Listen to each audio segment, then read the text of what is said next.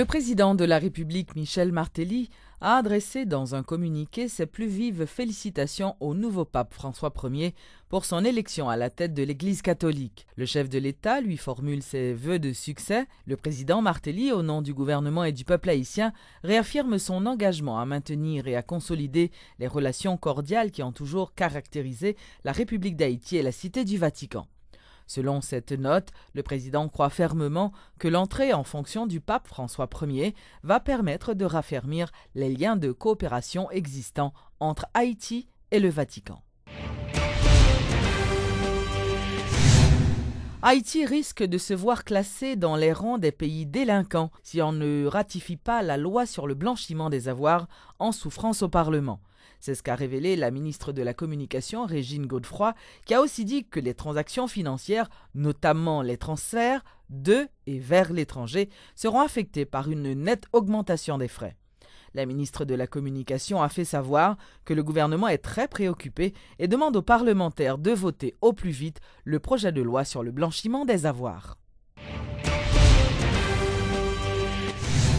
La ministre de l'Économie et des Finances, Marie-Carmelle Jean-Marie, promet de déposer à temps une version moderne du budget de l'exercice fiscal 2013-2014, facile à interpréter.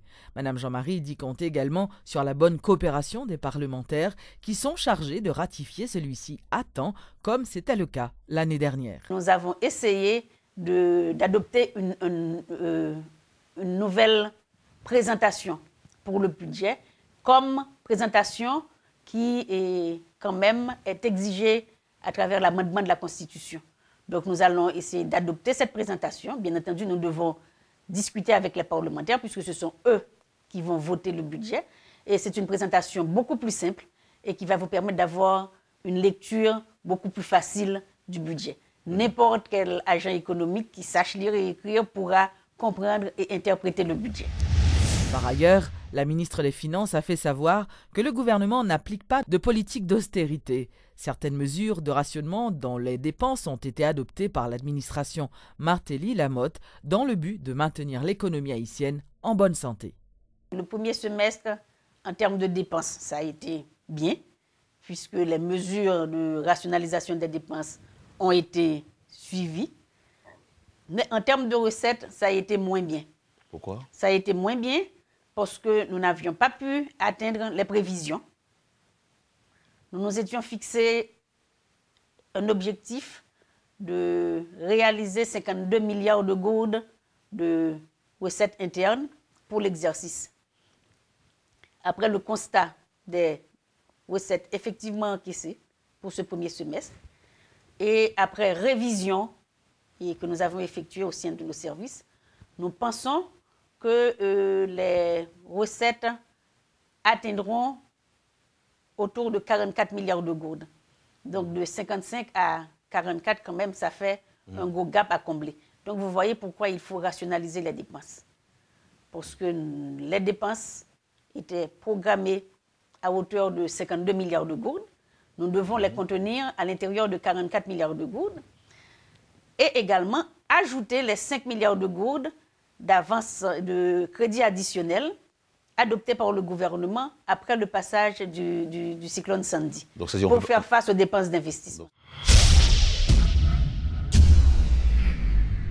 Le ministre de l'Intérieur et des collectivités territoriales a rencontré ce jeudi les Kazek et Azek venus de tout le pays au palais municipal de Delma. Cette initiative est un autre pas vers le renforcement des institutions prônées par le gouvernement Martelly-Lamotte, a indiqué David Basile. Le président Martelly, qui prenait part à cette rencontre, a sollicité la collaboration franche des Kazek et Azek pour un meilleur atterrissage de sa politique. Suivez ce compte-rendu de Luc Nergaro. Ils étaient plusieurs centaines à avoir répondu à l'invitation du ministre de l'Intérieur, David Basile, ce jeudi 14 mars, pour une journée de réflexion autour du renforcement de la plus petite structure administrative de l'État, selon l'article 62 de la Constitution. Les Kazek et Azek, constitués en fédération, en ont profité pour dresser un cahier de doléances et le soumettre à l'intention du ministre de l'Intérieur. Des revendications qui seront prises en compte, promet le ministre de l'Intérieur et des collectivités territoriales. David Basile, qui dit connaître la force des Kazek et Azek, indique que le développement d'Haïti passe inévitablement par le renforcement et la restructuration de ces entités. Toute question de changement, il y a parlé là. C'est dans la cour là que nous le passons, oui. Il n'y a pas de l'autre côté le passé, non?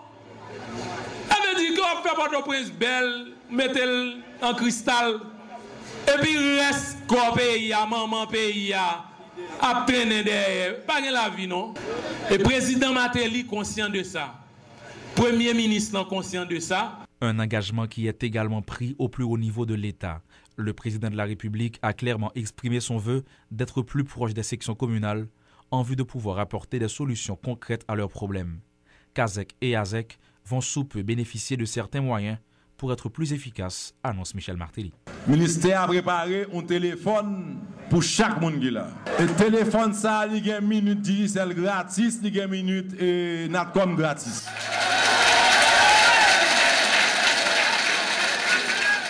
Sorti là, je vais vérifier avec les gens qui te fait commande pour motocyclette pour me garder le ministre là qui est à venir pour nous vendre motocyclette nous.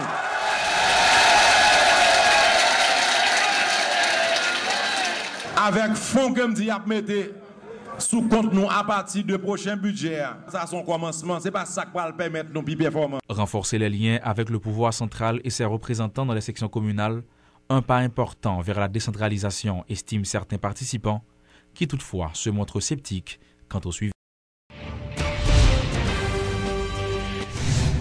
Lancement ce jeudi par le ministère de la Santé publique de la deuxième phase de distribution de médicaments contre la filariose lymphatique dans la région métropolitaine. Cette campagne de distribution prendra fin le 17 mars prochain. La deuxième étape de distribution de médicaments contre la filariose lymphatique a débuté ce jeudi 14 mars. À Port-au-Prince, a fait savoir la directrice générale du ministère de la Santé publique. Guirlaine Raymond souligne l'engagement de l'État haïtien à lutter contre cette maladie dans le pays qui existe déjà dans 117 communes. Filariose, c'est une maladie qui est grave. Et complication maladie ça, il vient une charge qui est lourde pour tout pays, surtout lorsqu'on commence à gagner un pile camoun qui trappe de maladie. Voilà pourquoi le ministère de la Santé publique est engagé depuis un pile année déjà dans ça que nous les lutte contre maladie ça. Les médicaments contre la filariose peuvent être administrés à des enfants de 2 ans, ceci jusqu'à l'âge adulte, indique le docteur Désir Luxen. Cependant, les femmes enceintes doivent éviter de prendre ces médicaments, a précisé le responsable de programme contre la filariose à l'hôpital Sainte-Croix. Maladie filariose, c'est une maladie qu'on peut attraper dans piqûre maringouin. Moustique, le maringouin pique un monde qui déjà te gagné germe filariose dans le sang, il a piqué un autre monde. Le ça il transmet maladie en sorti sur monde qui te gagne léger aller sur l'autre monde. Donc c'est comme ça que maladie elle transmet. 2,3 millions de personnes, soit 93% de la population de la région métropolitaine, ont reçu ces médicaments en 2012. Cette année, le ministère de la Santé publique veut atteindre 9 millions de personnes à travers le pays.